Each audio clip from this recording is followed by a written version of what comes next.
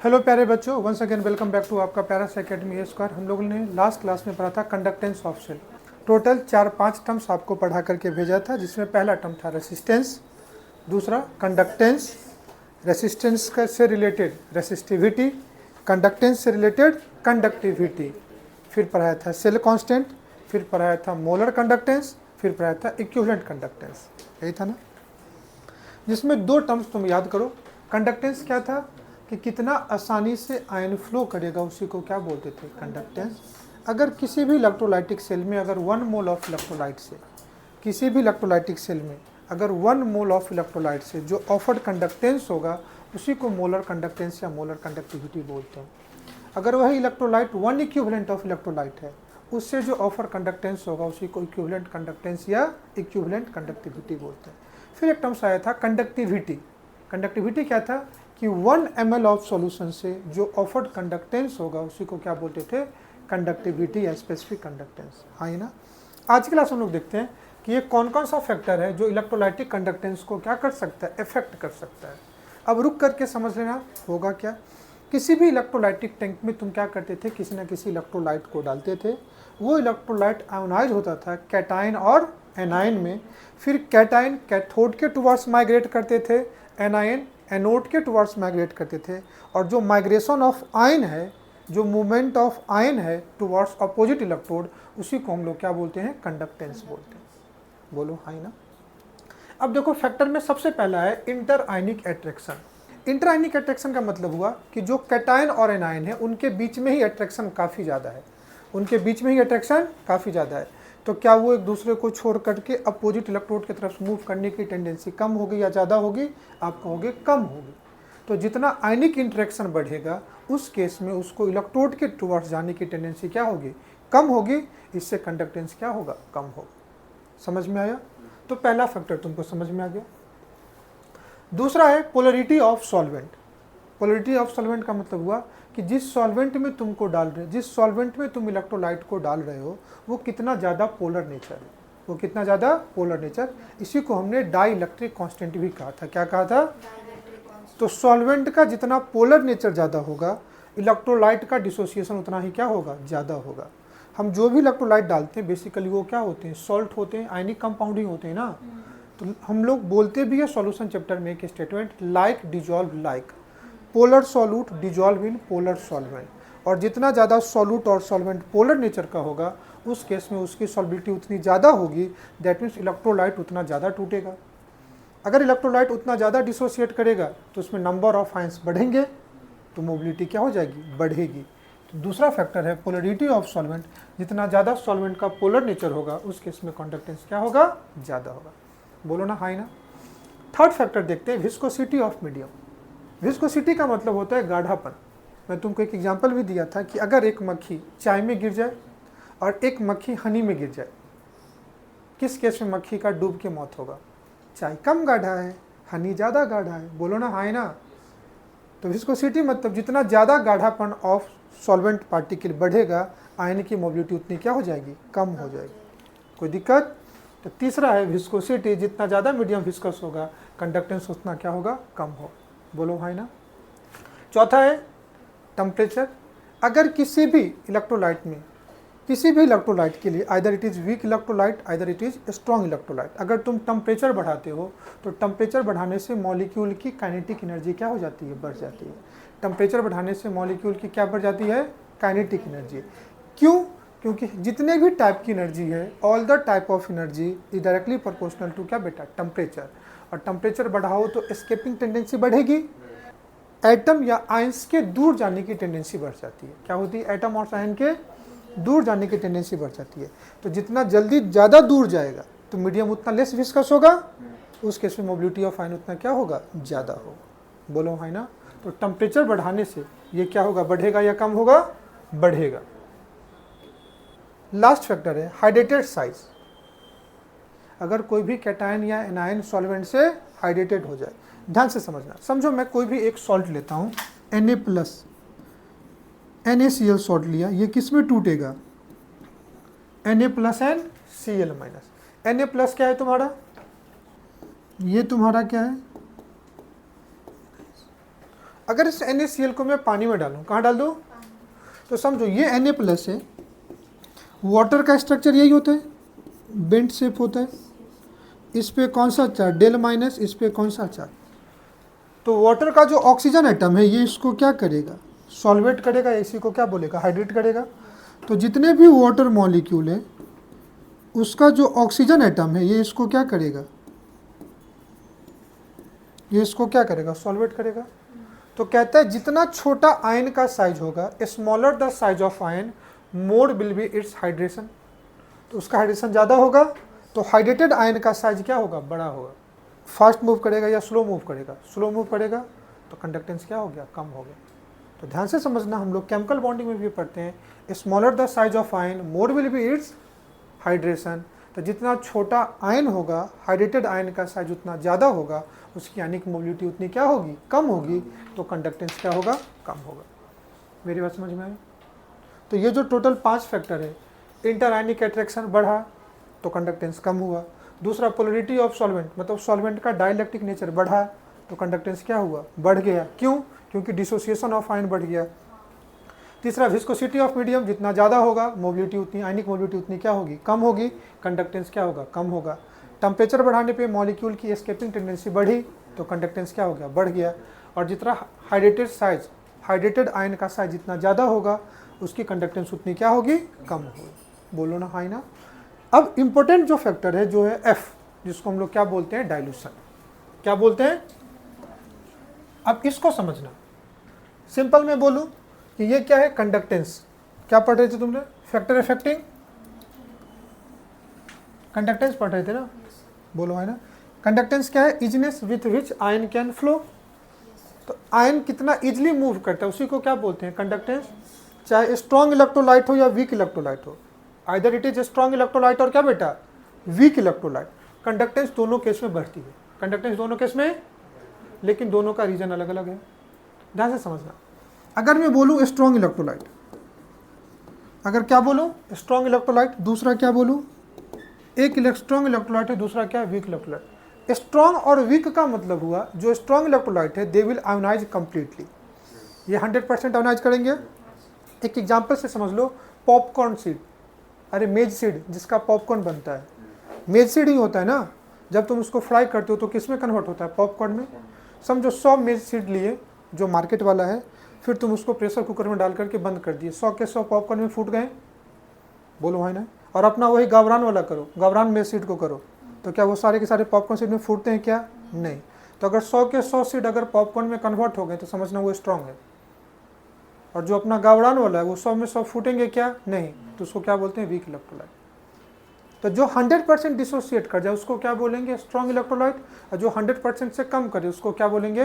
Weak electrolyte. बोलो ना, हाई ना। और जो मैं कह रहा हूँ 100% टूट जाए उसी को बोलते हैं डिग्री ऑफ डिसोसिएशन। क्या बोलते हैं?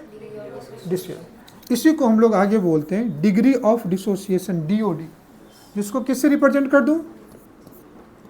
अगर कभी इसको डिफाइन करना पड़े तो number of mole dissociated from 1 मोल, 1 मोल से जो डिसोसिएटेड अमाउंट होता है उसी को क्या बोलते हैं? Degree of dissociation. बोलो ना, हाई ना।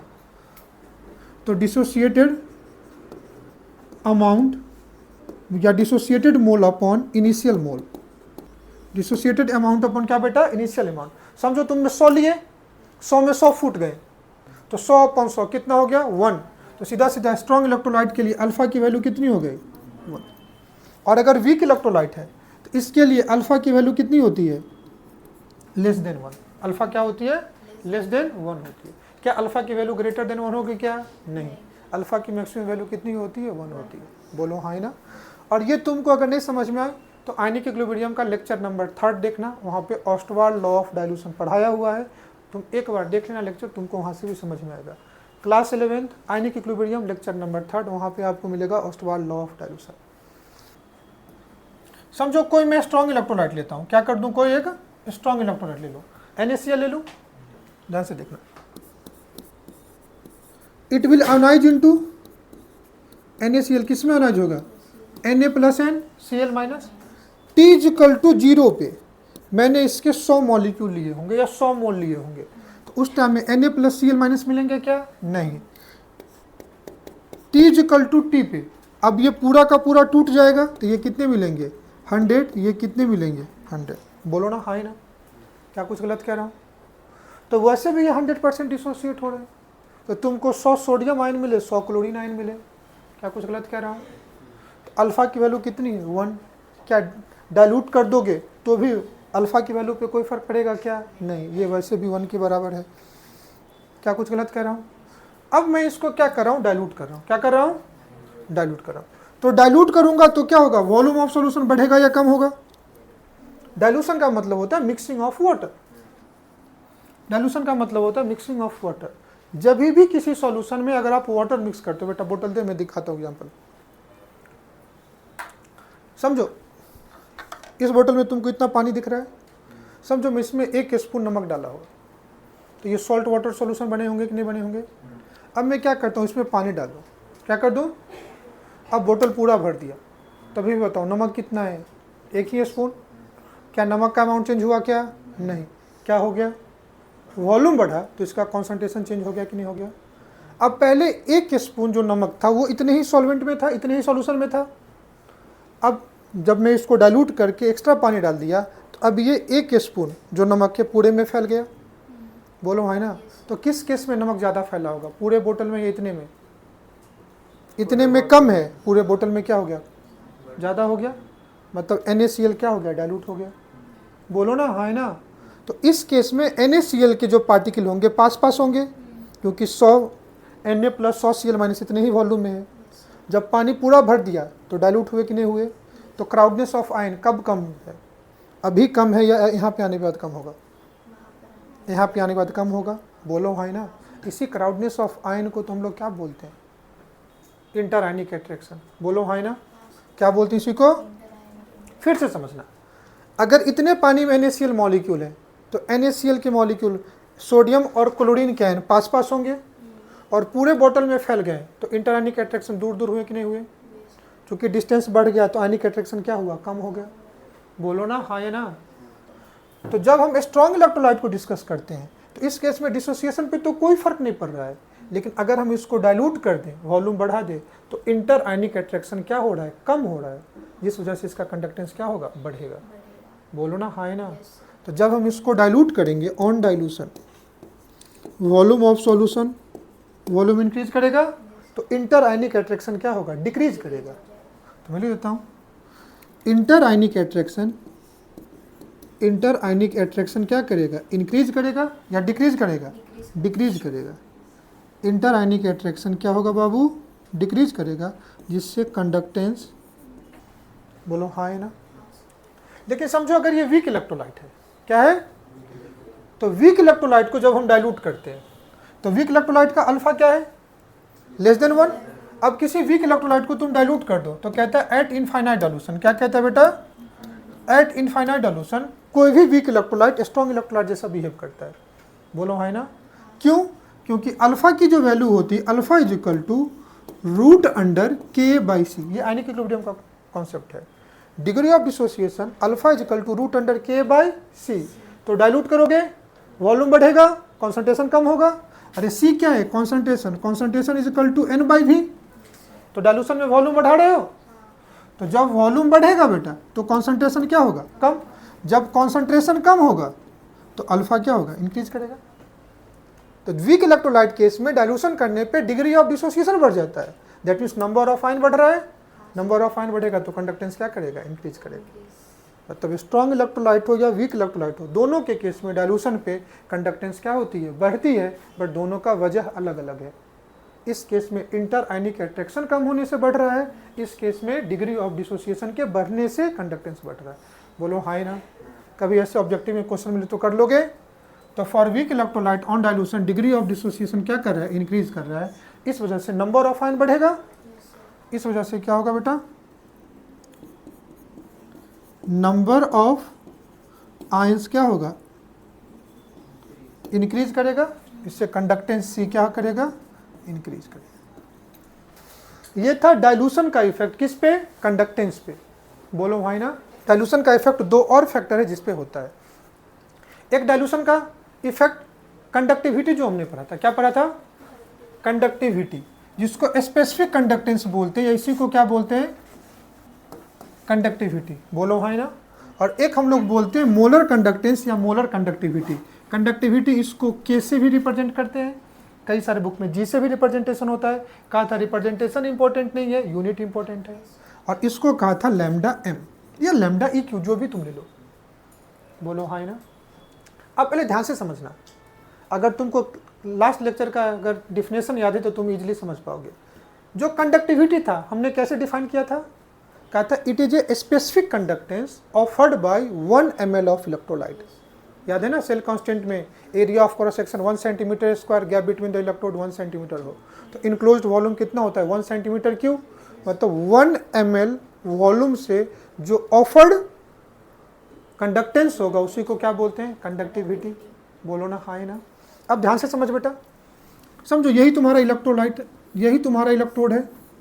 अब मैं इसको डाइल्यूट कर दूं, क्या कर दूं, तो जो भी वॉल्यूम में बढ़ेगा तो आयन भी तो बढ़ेगा।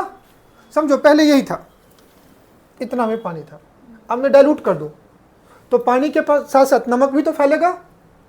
बोलो ना हाँ या ना। और अभी भी 1 ml वॉल्यूम तो वही पार्ट होगा, तो उसके आयन बाहर गए कि नहीं गए। बोलो ना हाँ ना। उसके आयन बाहर गए तो नंबर ऑफ इलेक्ट्रोलाइट या number of ion per unit volume कम हुए कि नहीं हुए। बोलो ना हाँ ना।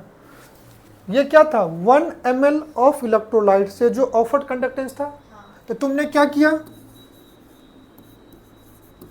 डाइल्यूट किया ना बेटा। तुमने इसको डाइल्यूट किया तो क्या हुआ, वॉल्यूम बढ़ा ना, तो number of ion per unit volume कम हुआ कि नहीं हुआ। तो इस केस में जो नंबर ऑफ आयंस है पर यूनिट वॉल्यूम क्या हुआ, डिक्रीज हुआ। तो कंडक्टिविटी डिक्रीज होगा कि नहीं होगा। तो इस केस में जो के है वो क्या हो गया। बोलो ना हाँ ना।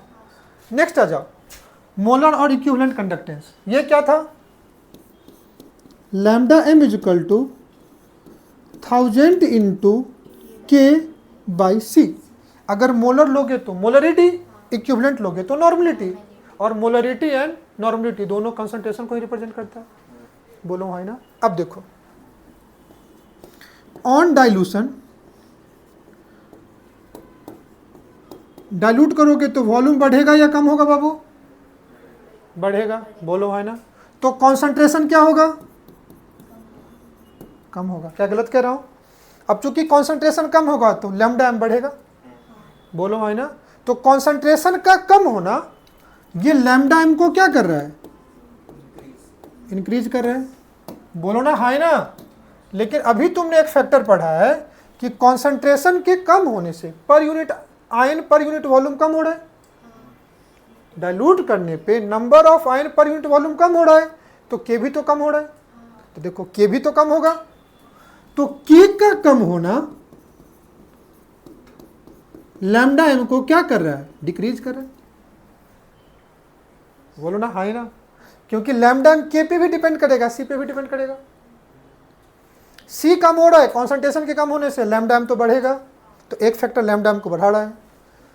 डाइल्यूट करने पे के कम हो रहा है तो ये लैम्डा एम को क्या कर रहा है, कम कर रहा है। एक फैक्टर लैम्डा एम को कम कर रहा है। तो ओवरऑल लैम्डा एम किस पे डिपेंड करेगा।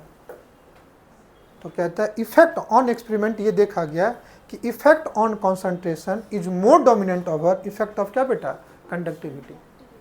बोलो ना हाँ या ना। तो इसका इफेक्ट डोमिनेट करेगा तो इसके इफेक्ट को क्या करेंगे, नेग्लेक्ट कर देंगे।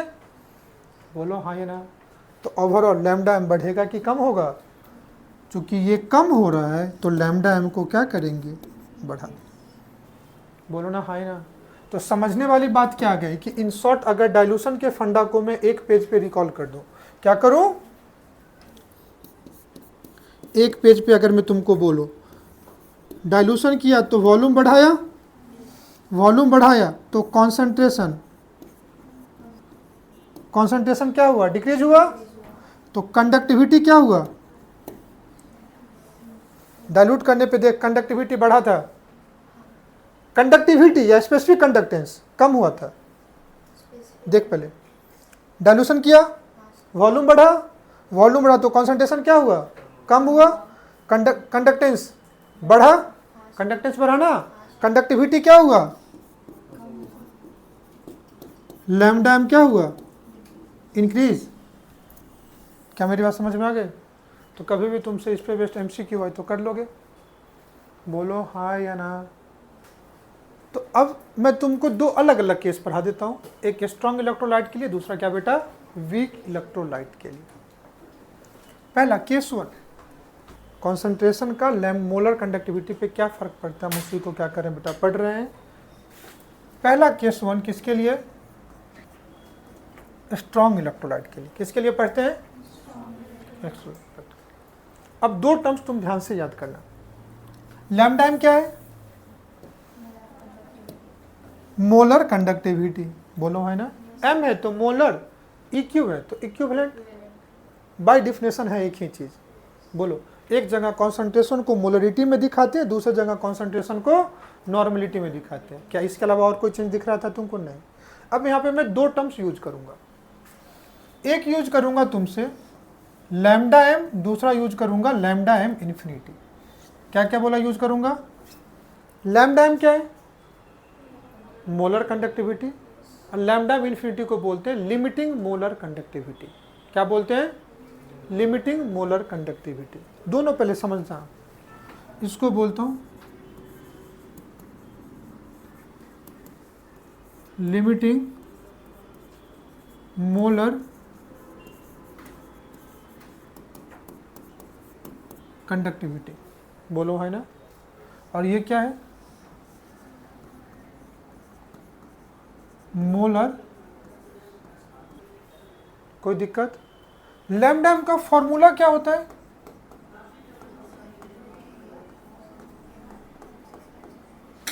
थाउजेंड इंटू के अपॉन सी, बोलो है ना। तो लैम्डा एम की सबसे मैक्सिमम वैल्यू कब हो सकती है? जब कॉन्सेंट्रेशन की वैल्यू बहुत छोटी हो। ध्यान से समझना, lambda is equal to 1000 into K upon C. तो लैम्डा एम की मैक्सिमम वैल्यू कब हो सकती है? जब कॉन्सेंट्रेशन की वैल्यू बहुत छोटी हो। और कॉन्सेंट्रेशन की वैल्यू बहुत छोटी कब हो सकती है? जब वॉल्यूम बहुत ज़्यादा हो।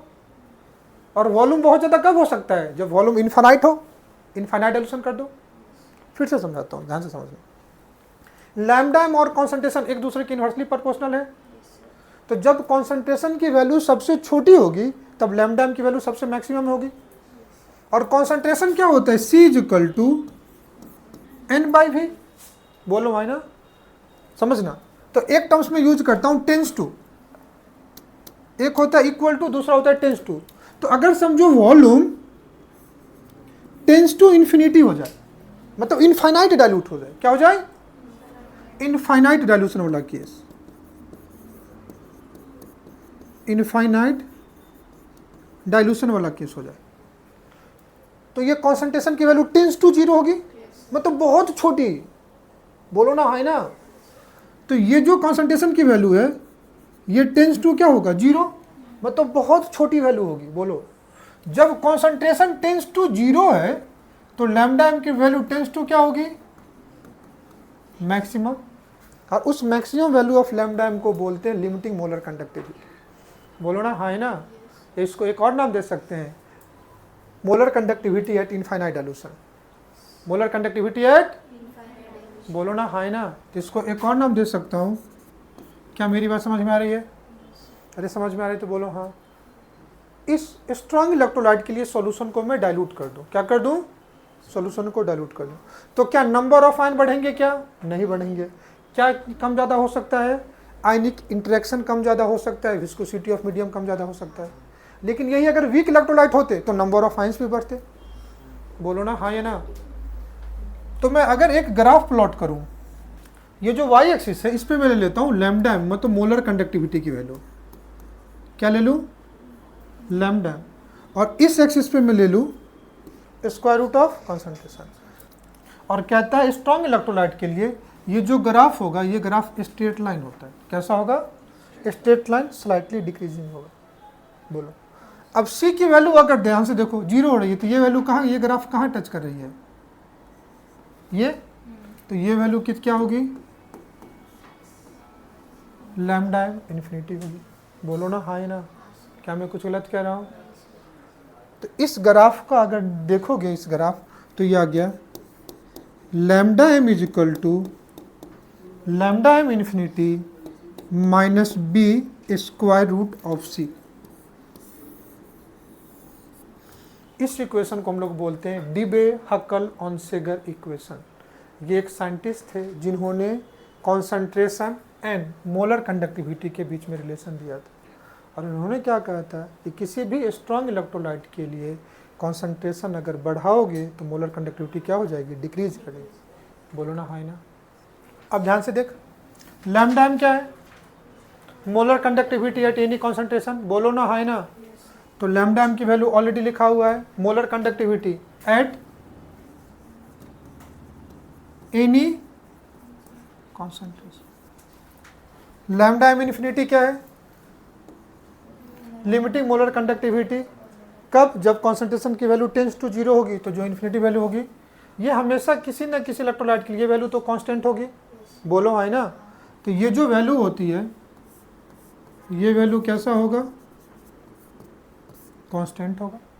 कोई दिक्कत। बी क्या है, कांस्टेंट। सी क्या है, कॉन्सेंट्रेशन। तो ये जो सी है ये क्या है, कॉन्सेंट्रेशन ऑफ सॉल्यूशन। कोई दिक्कत। बी क्या है, बी कहोगे सर ये क्या है, कांस्टेंट है। और यहाँ पे बी किन किन फैक्टर पे डिपेंड कर सकता है, तो क्या डिसोसिएशन पे डिपेंड करेगा, नहीं। ये इलेक्ट्रोलाइट के या सॉल्यूशन के किसको किसको, पोलर नेचर को, इंटरआयनिक इंटरेक्शन को, विस्कोसिटी को, ये तमाम फैक्टर को क्या करेगा, कंसीडर करेगा। It is a constant consider inter ionic interionic attraction, viscosity,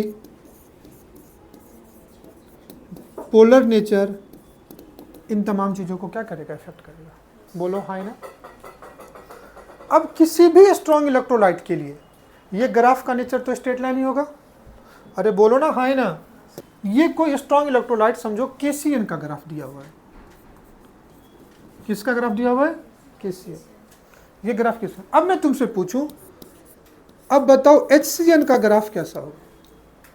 तुम कहोगे both KCN and HCN is strong electrolyte. ऐसी मतलब स्ट्रॉन्ग इलेक्ट्रोलाइट। बोलो ना हाई ना। तो ये इलेक्ट्रोलाइट वाला फंडा तो सेम होगा, नंबर ऑफ आयन तो सेम मिलेगा। अब देखो इस केस में कह रहा है जितना छोटा आयन का साइज होगा, जितना छोटा साइज ऑफ आयन होगा उतना फास्ट मूव करेगा। बोलो ना हाई ना। क्या कुछ गलत कह रहा हूं। और सबसे छोटा आयन जिसकी आयनिक मोबिलिटी ज्यादा हो, among the cation H plus की सबसे ज्यादा होती है, और among the A9 OH minus की सबसे ज्यादा होगी। अगर तुमसे कभी पूछे मैक्सिमम आयनिक मोबिलिटी, अगर एमोंग द कैटाइन की बात करो तो कैटाइन में सबसे मैक्सिमम किसका होगा, H प्लस की मैक्सिमम होगी। और एमोंग द एनाइन की बात करूं तो सबसे ज्यादा किसका होगा, मैक्सिमम। अब यहाँ पे कैटाइन क्या है, K प्लस, यहाँ पे कैटाइन क्या है, H प्लस। तो ग्राफ का नेचर तो यही होगा, बट H प्लस का ग्राफ KCN से क्या होगा, HCN का ग्राफ KCN से ऊपर होगा। क्या मेरी बात समझ में आई तुमको। बोलो ना हाई ना। तो अगर ये स्ट्रॉन्ग इलेक्ट्रोलाइट है तो बहुत माइनर वेरिएशन होगा कॉन्सेंट्रेशन का, क्योंकि क्या चेंज होगा, इंटरआयनिक अट्रैक्शन। लेकिन समझो अगर ये वीक इलेक्ट्रोलाइट होता, क्या होता, तो डाइल्यूट करते तो नंबर ऑफ आयन भी बढ़ता, तो उस केस में कॉन्सेंट्रेशन का चेंज लैम्डा एम को बहुत ज़्यादा इफेक्ट करता है। कॉन्सेंट्रेशन का चेंज किसको, लैम्डा एम को बहुत इफेक्ट करता है। दूसरा ग्राफ बनाओ या इसी पे ड्रॉ कर दो। Variation of lambda M versus क्या बेटा, कॉन्सेंट्रेशन। किसके लिए, WE का मतलब होगा वीक इलेक्ट्रोलाइट।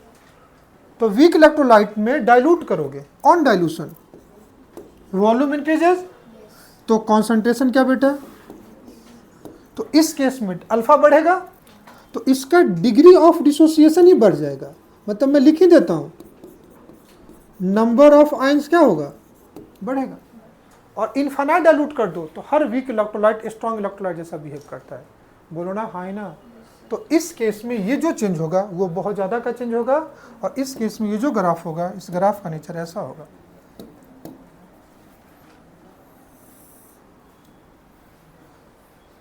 बोलो तो ये स्ट्रेट लाइन किसके लिए है? तुम कहोगे सर ये स्ट्रॉन्ग इलेक्ट्रोलाइट के लिए। और ये किसके लिए है? ये किसके लिए है? Weak electrolyte. क्या मेरी बात समझ में आ रही है? बोलो हाँ या ना। पूरा वेरिएशन तुमको डाइल्यूशन का समझ में आया नहीं? एक बार देख लो। लैम्डा एम और कॉन्सेंट्रेशन के बीच में हमने क्या किया? ग्राफ प्लॉट किया है। स्ट्रेट लाइन किसके लिए होगा? स्ट्रॉन्ग इलेक्ट्रोलाइट के लिए। और रेक्टेंगुलर हाइपरबोला कैसा होगा? कर्व किसके लिए होगा? वीक इलेक्ट्रोलाइट के लिए। बोलो हाँ या ना। कोई दिक्कत इसमें? आगे पढ़ाओ। ये जो पार्ट है ना, ये अगर सबसे ज़्यादा इंपॉर्टेंट है ना, तो मैं तुमको बता देता हूँ ना, जी के लिए बहुत ज़्यादा इंपॉर्टेंट है और हर साल क्वेश्चन इस पे आते ही हैं। ये पार्ट कोलरॉस लॉ क्या कहते हैं, ध्यान से समझना। ये किसी भी इलेक्ट्रोलाइट के लिए का मोलर कंडक्टिविटी निकालने में हेल्प करता है। किसी भी इलेक्ट्रोलाइट का मोलर कंडक्टिविटी या equivalent conductivity to find either lambda M या क्या बेटा लैम्डा क्यू ई क्यू। अब तुमको पता है इलेक्ट्रोलाइट दो टाइप के होते हैं, एक स्ट्रॉन्ग इलेक्ट्रोलाइट, दूसरा क्या बेटा वीक इलेक्ट्रोलाइट। अब ये जो इलेक्ट्रोलाइट्स है ये दो टाइप के हैं, एक को बोलते हैं स्ट्रॉन्ग इलेक्ट्रोलाइट, दूसरे को क्या बोलते हैं वीक इलेक्ट्रोलाइट। अब तुमको पता है स्ट्रॉन्ग इलेक्ट्रोलाइट है तो 100% आयोनाइज करेंगे, और तुमको ये पता है तो इसका डिग्री ऑफ डिसोसिएशन कितना होता है 1, और इसका degree of dissociation not equal to 1। तो इसका तुम पता ही नहीं कर पाओगे कितना होता है। अब समझो कोई भी एक इलेक्ट्रोलाइट है, हमने ले लिया NaCl, इसका मुझे क्या निकालना है? Molar conductivity. इसका मुझे क्या निकालना है? तो कहता है किसी भी इलेक्ट्रोलाइट का अगर आपको मोलर कंडक्टिविटी निकालना है तो उसमें प्रेजेंट जो भी आयन है ना, आप उस आयन का भी अगर मोलर कंडक्टिविटी निकालते हो तो आप उस इलेक्ट्रोलाइट का निकाल सकते हो। तो अगर मुझे NaCl चाहिए तो मैं मोलर कंडक्टिविटी ऑफ क्या लिख सकता हूँ? Na plus molar conductivity of क्या बेटा Cl माइनस। किसी भी इलेक्ट्रोलाइट में प्रेजेंट आयन का मोलर कंडक्टिविटी निकाल करके ऐड कर दो, you will gate molar conductivity of that electrolyte. Molar के केस में आपको आयन को डिसोसिएट करना आना चाहिए, नंबर ऑफ आयन पता होना चाहिए। जैसे मान लो अगर ये NaCl है तो इट विल आयोनाइज इनटू क्या बेटा Na plus and Cl minus, और यही अगर MgCl2 है तो it will ionize into Mg plus 2 N2Cl minus. बोलो ना हाई ना। अब जैसे तुम अगर मोलर कंडक्टिविटी NaCl का निकालोगे तो molar conductivity of Na plus molar conductivity of क्या बेटा Cl माइनस। लेकिन अगर आपको MgCl2 का निकालना है तो molar conductivity of ion Mg plus ion plus 2 into Cl minus ion करना पड़ेगा। समझ में आया? इसलिए अगर आप लैम्डा EQ ऑफ अगर मान लो लिखते हो MgCl2 तो इक्विवेलेंट में कभी भी आपको नंबर से मल्टीप्लाई करने की जरूरत नहीं होगी। क्या होगी? लैम्डा EQ ऑफ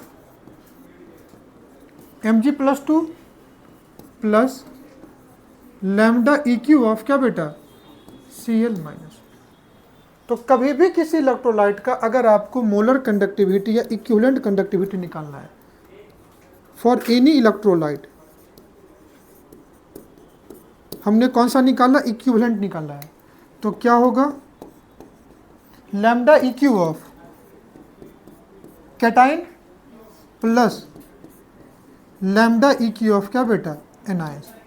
किसी भी इलेक्ट्रोलाइट का कंजुगेट कैटाइन और एनायन का आप इक्विवेलेंट कंडक्टिविटी निकाल करके आप ऐड कर दो, उस इलेक्ट्रोलाइट का आपको क्या निकल जाएगा?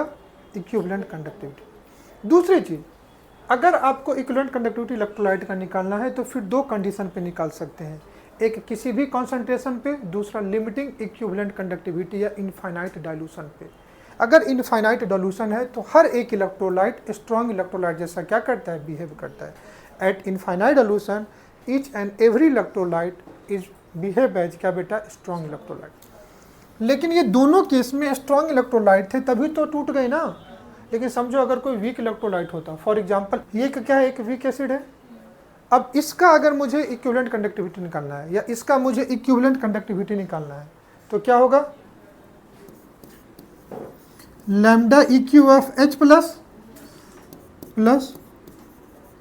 Lambda EQ of acetate ion is equal to क्या, lambda EQ of H++ acetate ion, यही होगा ना, बोलो हाँ ये ना। अब ये किसी भी सोर्स से आए, इससे उसको कोई फर्क नहीं पड़ता है, कभी भी सॉल्यूशन में आप उसके कॉरस्पॉन्डिंग आयन के कॉन्सेंट्रेशन को आप ऐड कर दो, आपको इलेक्ट्रोलाइट का क्या हो जाएगा बेटा, मिल जाएगा, बोलो ना हाँ ना। और किसी भी इलेक्ट्रोलाइट के लिए अगर आपको लिखना है तो वो चीज़ उसके सॉल्ट सॉल्यूशन से आए या कहीं से भी आए, आप इजीली क्या कर सकते हो, निकाल सकते हो। तो हम लोग कोलरॉस लॉ पढ़ते ही क्या है, किसी भी स्ट्रॉन्ग या वीक इलेक्ट्रोलाइट के लिए उसका जो लिमिटिंग मोलर कंडक्टिविटी या लिमिटिंग इक्विवेलेंट कंडक्टिविटी होगा, उसी को पता करने के लिए हम लोग क्या निकालते हैं, कोलरॉस लॉ निकालते हैं। सिंपल आसान शब्दों में अगर कोलरॉस लॉ को समझो तो किसी भी इलेक्ट्रोलाइट के कैटायन और एनायन के मोलर कंडक्टिविटी या इक्विवेलेंट कंडक्टिविटी को आप ऐड कर दो, आपको उस इलेक्ट्रोलाइट का कंडक्टिविटी निकल जाएगा, बोलो ना हाँ ना। अब देखो पढ़ करके क्या कहता है, कहता है at infinite dilution when dissociation of electrolyte is complete, infinite dilution है, डिसोसिएशन ऑफ इलेक्ट्रोलाइट इज क्या बेटा, कंप्लीट, तो वो 100% डिसोसिएट करेगा। Each ion make a definite contribution towards equivalent conductivity of any electrolyte irrespective of nature of other ion associated with it. कोई भी electrolyte अगर 100% dissociate कर जाए तो उसकी कंडक्टिविटी में हर आयन का कंट्रीब्यूशन होगा, उस आयन का कंट्रीब्यूशन किसी भी आयन के कंट्रीब्यूशन पे डिपेंड नहीं करेगा। This law state that the equivalent conductivity of any electrolyte at infinite dilution, जिसको लैम्डा EQ इन्फिनिटी बोलते हैं, is sum of equivalent ionic conductivity of the cation और क्या बेटा, एनायन। अगर कोई इक्विवेलेंट कंडक्टिविटी किसी इलेक्ट्रोलाइट का लिखोगे तो इक्विवेलेंट कंडक्टिविटी ऑफ कैटायन और एनायन को आप ऐड कर दो, आपको उस इलेक्ट्रोलाइट के लिए निकल जाएगा। वेयर ये लैम्डा C इन्फिनिटी क्या है, equivalent conductance of cation at infinite dilution, A क्या है, equivalent conductance of anion at क्या बेटा, इनफाइनाइट डाइल्यूशन, बोलो है ना। फिर एक एग्जांपल लेकर के कोई सॉल्ट को लिखा हुआ है, समझो ये सॉल्ट AXBY टाइप के हैं, किस टाइप के सॉल्ट हैं, AXBY टाइप के सॉल्ट है, ध्यान से समझना। ये किस में टूटेगा, ए कैटायन है तो ए पे चार्ज कितना होगा प्लस, बी एनायन है तो बी पे चार्ज कितना होगा माइनस, बोलो है ना। ए का नंबर कितना है x, तो x तो चेंज नहीं होगा, बी का नंबर कितना है y, तो ये तो चेंज नहीं होगा, बोलो है ना। अब जो एनायन का नंबर है वो कैटायन का चार्ज होगा, तो ए पे चार्ज कितना होगा प्लस y और बी पे चार्ज कितना होगा -x, बोलो है ना।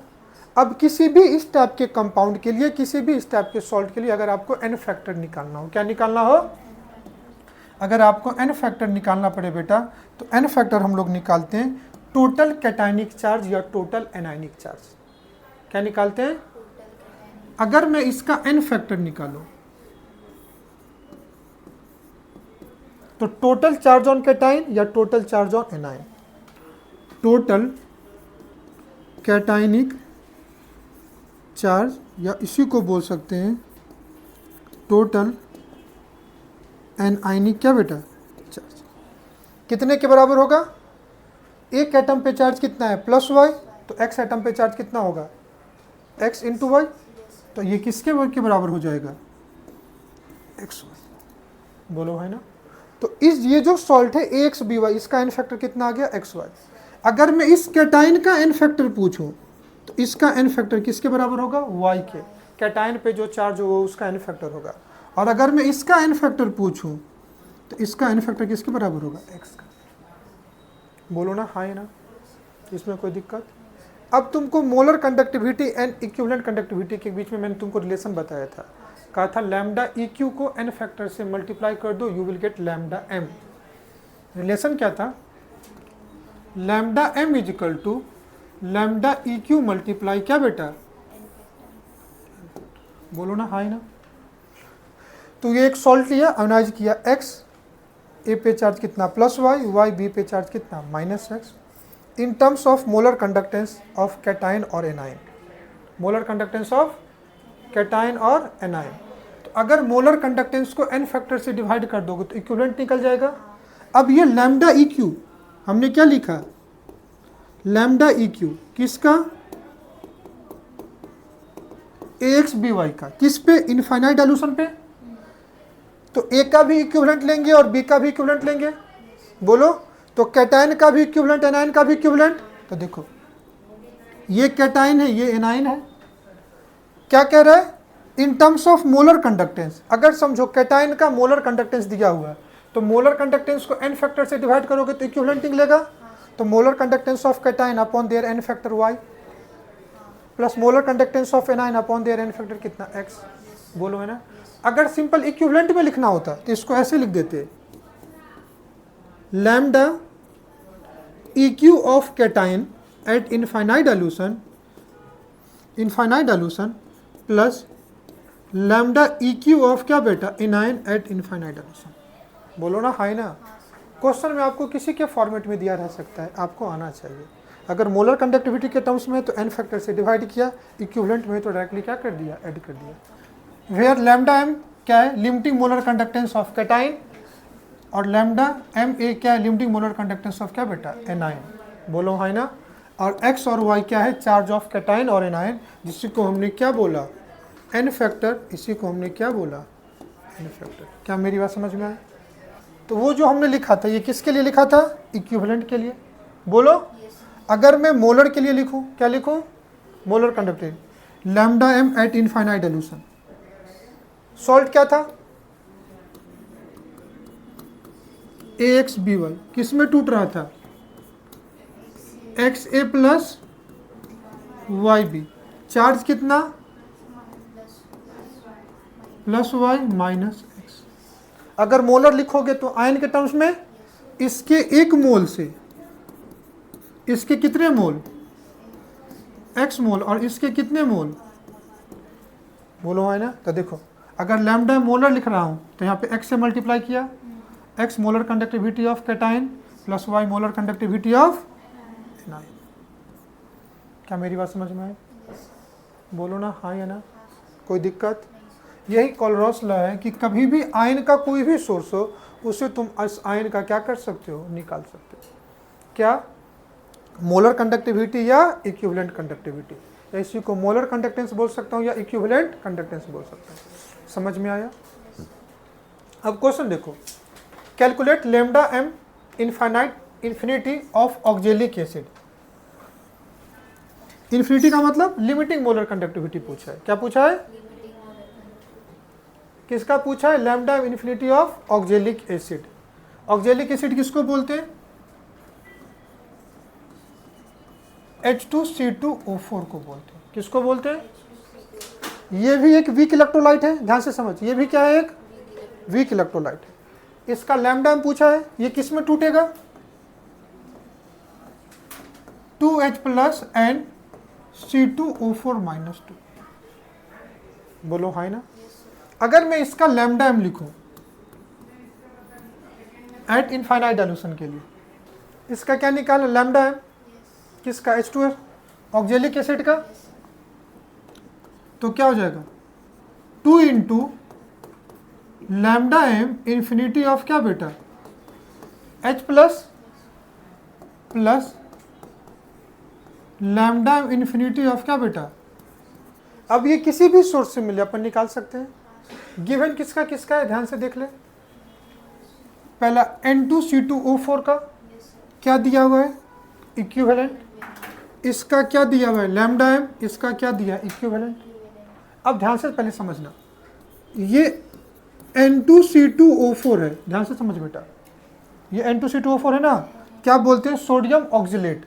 ये क्या है, सॉल्ट है। सॉल्ट स्ट्रॉन्ग इलेक्ट्रोलाइट है, किस में टूटेंगे, 2Na plus and SO4 minus 2, sorry C2O4 minus 2, किसमें बेटा, C2O4 माइनस 2 में टूटेंगे, इसमें कोई दिक्कत। दूसरा क्या है, H2SO4, ये किस में टूटेंगे, 2H plus and SO4 minus 2। तीसरा क्या है, Na2SO4, Na2SO4 किस में टूटेंगे, 2Na प्लस एन देखो इस वीक इलेक्ट्रोलाइट का निकालना है, अपने को इन तीनों स्ट्रॉन्ग इलेक्ट्रोलाइट का दिया हुआ है। बोलो भाई ना, अपने को चाहिए कौन कौन सा आयन, अपने को चाहिए कौन कौन सा आयन, एक H प्लस चाहिए, C2O4 चाहिए, यही चाहिए ना। तो H प्लस यहां से मिलेगा, C2O4 यहां से मिलेगा। तो अगर मैं इन दोनों को ऐड कर दूं, इन दोनों को क्या कर दूं, तो 2H plus and C2O4 minus 2 आ गया, लेकिन दो आयन एक्स्ट्रा आ गया, कौन कौन सा, 2Na प्लस SO4 माइनस। अब ये दोनों के लिए इसको क्या करेंगे, सब्ट्रैक्ट करेंगे, सब्ट्रैक्ट, बोलो हाई ना। तो इन दोनों के मोलर कंडक्टिविटी को ऐड करके इसको माइनस कर दूं तो अपने को यही आयन मिल जाएगा ना। यही तो कोलरॉस लॉ की सबसे बड़ी खासियत है। लेकिन इसका क्या चाहिए, लैम्डा एम, तो ये सबका भी अपने को क्या करना पड़ेगा, लैम्डा एम चाहिए। क्या मैं गलत कह रहा हूं।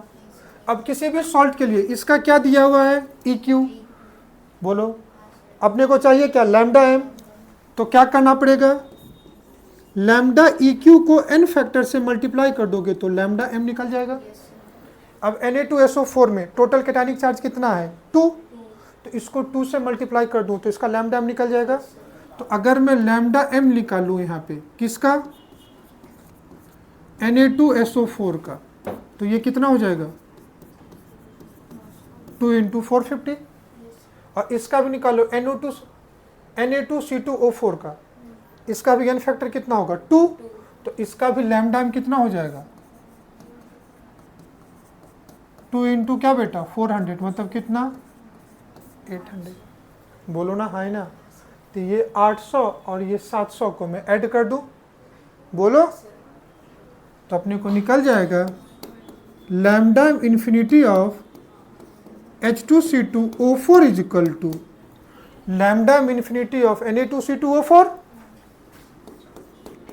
लैम्डा इन्फिनिटी ऑफ क्या बेटा Na2C2O4 plus lambda infinity of क्या बेटा H2SO4, समझ में आ रहा है अब, माइनस लैम्डा इन्फिनिटी ऑफ क्या बाबू Na2SO4। क्या मेरी बात समझ में आ रही है। तो इसकी वैल्यू कितनी हो गई 800 प्लस इसकी वैल्यू कितनी हो गई 700 माइनस कितना बेटा, कितना आ गया 600, आया नहीं आया, siemens centimetre square mole inverse. समझ में आया, नहीं समझा तो पूछ, नहीं समझ, बहुत अच्छा किया तुमने पूछ लिया। अब ये क्या कह रहा है, अपने को इस इलेक्ट्रोलाइट का मोलर कंडक्टिविटी चाहिए, किस इलेक्ट्रोलाइट का बेटा H2C2O4 का। कोलरॉस लॉ क्या कहता है कि किसी भी अगर इलेक्ट्रोलाइट का आपको मोलर कंडक्टिविटी चाहिए तो उसके आयन का मोलर कंडक्टिविटी निकाल करके आप ऐड कर दो, वो आपको उस इलेक्ट्रोलाइट उस सॉल्ट का आपको मोलर कंडक्टिविटी दे देगा। बोलो, वीक इलेक्ट्रोलाइट की समस्या होती है कि वीक इलेक्ट्रोलाइट का डिसोसिएशन अपने को पता ही नहीं होता है। तो इस क्वेश्चन में 3 स्ट्रॉन्ग इलेक्ट्रोलाइट का आपको मोलर कंडक्टिविटी दिया हुआ था या इक्विवेलेंट कंडक्टिविटी दिया हुआ था। इन तीनों स्ट्रॉन्ग इलेक्ट्रोलाइट को आप ऐसे अरेंज करो कि आपको ये वीक इलेक्ट्रोलाइट आ जाए। तो अपन क्या करते हैं, इन दोनों इलेक्ट्रोलाइट का अगर आयन का मोलर कंडक्टिविटी निकाल लेता हूं और दोनों को ऐड कर दूं तो अभी इसका निकल जाएगा। अब इन दोनों आयन का सोर्स क्या क्या था, तो हमने क्या किया, यहाँ पे जो प्रेजेंट तीनों आयन को डिसोसिएट कर लिया, N2C2 Na2C2O4 सोडियम ऑक्जेलेट से 2Na प्लस N2C2O4 माइनस 2। तो देखो इस आयन का एक सोर्स यहाँ मिल गया, दूसरा H2SO4 से 2H प्लस, इस आयन का एक सोर्स मिल गया। तो अगर इन दोनों को ऐड करते हैं तो 2H plus and C2O4 minus 2 मिला या नहीं मिला, लेकिन एक्स्ट्रा क्या आ गया 2Na प्लस NSO4 माइनस 2, इन दोनों को हटाना पड़ेगा। तो इन दोनों का सोर्स क्या था, सोडियम सल्फेट। तो हमने इन दोनों को ऐड कर दिया और इसको माइनस कर दिया, तो ये 2Na प्लस को भी उड़ा ले गया SO4 माइनस 2 किलो। तो इन दोनों इलेक्ट्रोलाइट को ऐड करके तीसरे इलेक्ट्रोलाइट की मोलर कंडक्टिविटी को हमने क्या कर दिया, माइनस कर दिया। क्वेश्चन में क्या था, इसका इक्विवेलेंट कंडक्टिविटी दिया हुआ था। तो तो इक्विवेलेंट कंडक्टिविटी को अगर n फैक्टर से मल्टीप्लाई कर दो तो मोलर कंडक्टिविटी, चूंकि इसका मोलर कंडक्टिविटी पूछा था तो सबका मोलर में ले आए। इसका इक्विवेलेंट कितना था 400 n फैक्टर 2 तो 800 मोलर कंडक्टिविटी। इसका इक्विवेलेंट कितना था 450 n फैक्टर 2 कितना हो गया 900। बोलो है ना। अब तीनों मोलर कंडक्टिविटी में आ गया। इसका मोलर कंडक्टिविटी चाहिए के लिए 2H प्लस, देखो ध्यान से 2H प्लस यहाँ से मिल गया, C2O4 माइनस 2 C2O4 यहाँ माइनस मिल गया, जो extra 2Na plus SO4 minus 2 के लिए इसको क्या कर दिया माइनस कर दिया, जो कम इलेक्ट्रोलाइट के लिए किया उसी काम उसके लैम्डा m के लिए किया, अपने को मिल गया। बोलो ना हाँ है ना, क्या मेरी बात समझ में आई? यही खासियत है कोलोरॉस लॉ के लिए। अब इसका एप्लीकेशन उससे ज़्यादा इंपॉर्टेंट है। देखो क्या क्या इंपॉर्टेंट है। पहला, to calculate conductance of weak electrolyte, to calculate conductance of OLEDC पे बेस्ड हमने क्वेश्चन कर लिया कि एक कोई वीक इलेक्ट्रोलाइट था, क्या H2C2O4, इसका मुझे निकालना था। तो हमने इसके लिए क्या ले लिया Na2C2O4, तो इससे ये आयन मिल गया, प्लस H2 के लिए क्या ले लिया H2SO4, तो यहां से ये आयन मिल गया। एक्स्ट्रा में क्या आ गया Na2SO4, और ये तीनों क्या है स्ट्रॉन्ग इलेक्ट्रोलाइट। तो किसी भी स्ट्रॉन्ग इलेक्ट्रोलाइट की हेल्प से आप किसी वीक इलेक्ट्रोलाइट के लिए मोलर कंडक्टिविटी क्या कर सकते हो निकाल सकते हो, बिना उसके डिग्री ऑफ डिसोसिएशन को पता किए हुए। बोलो ना हाँ या ना। दूसरा इसका जो इंपॉर्टेंट है कि डिग्री ऑफ डिसोसिएशन निकाल सकते हो। क्या निकाल सकते हो? अब ध्यान से देखना, ये भी तुम कभी कभी कंफ्यूज कर जाते हो कि क्या होना चाहिए। डिग्री ऑफ डिसोसिएशन अल्फा की वैल्यू मैक्सिमम कितनी होती है 1 या कितनी होती है, और तुम दो ही चीज जानते हो, एक लैम्डा एम, दूसरा लैम्डा एम इन्फिनिटी, या लैम्डा ई क्यू इन्फिनिटी, यही जानते हो ना, लैम्डा ई क्यू और lambda E Q infinity. Lambda M infinity क्या है? लैम्डा एम की मैक्सिमम वैल्यू ही तो है। तो ये क्या है मैक्सिमम वैल्यू ऑफ क्या बेटा लैम्डा एम। बोलो भाई ना। तो कभी भी 1 की वैल्यू अल्फा की वैल्यू 1 से छोटी होगी या 1 के बराबर होगी।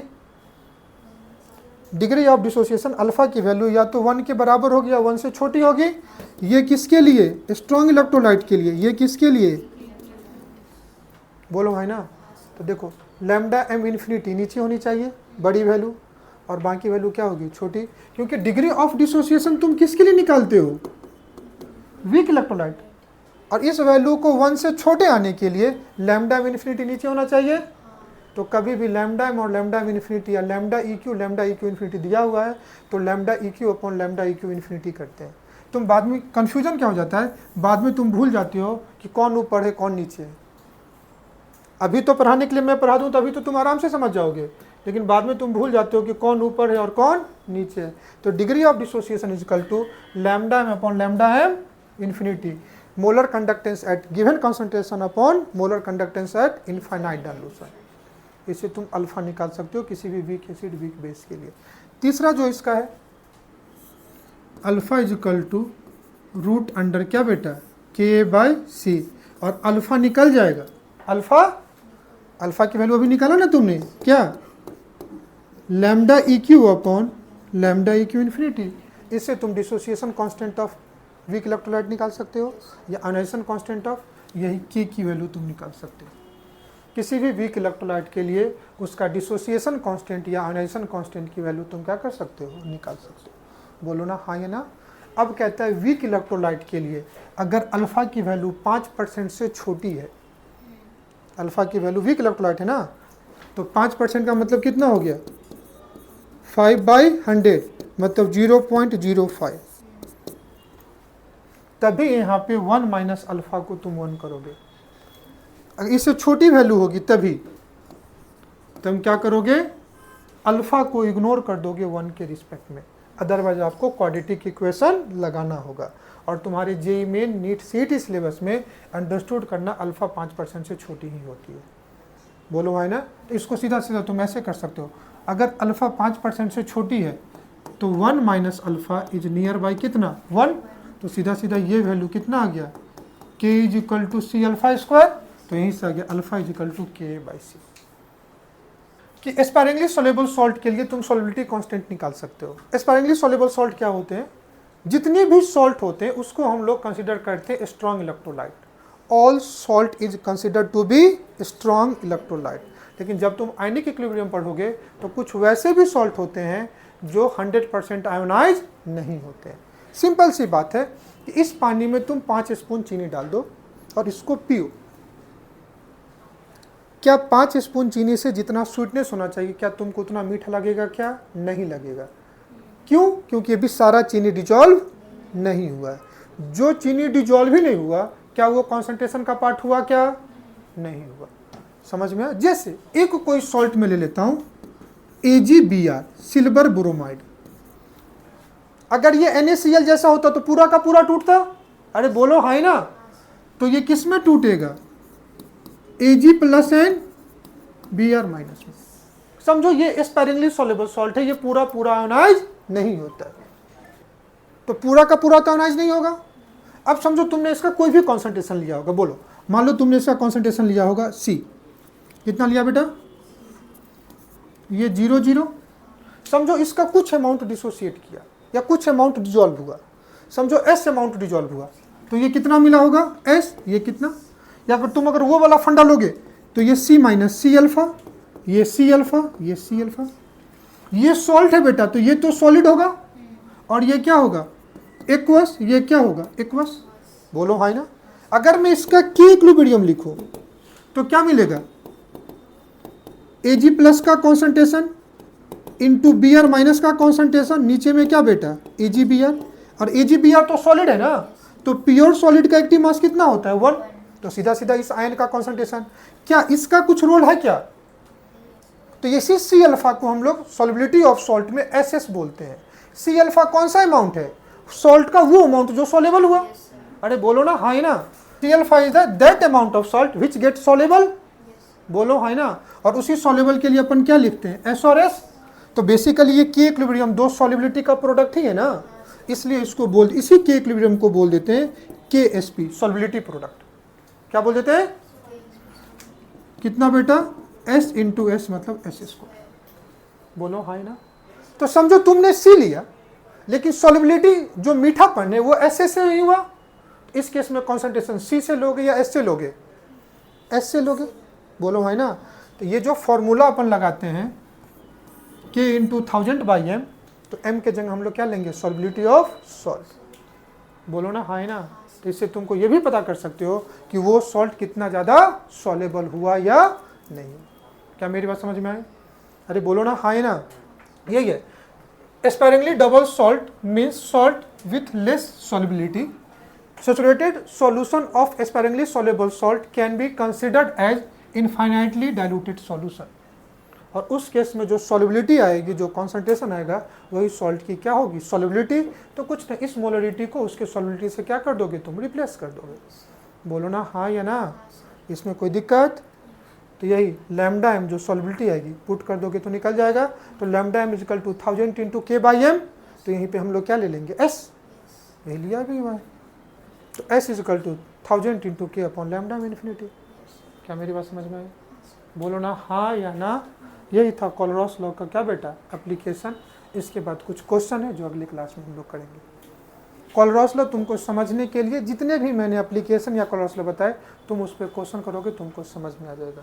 कोई दिक्कत? तो इस पर 2-3 क्वेश्चन है, आप ट्राई करके देखना। सॉल्व हो गए तो अच्छा है बेटा, नहीं हो गए तो अगले क्लास में मैं आपको बताऊँगा। अब इस चैप्टर में सिर्फ एक ही बचा है, कुछ कमर्शियल सेल, जिसका इंट्रोडक्शन मैं बताऊँगा। मिलते हैं नेक्स्ट क्लास में। Thanks for today, bye bye and thank you all of you.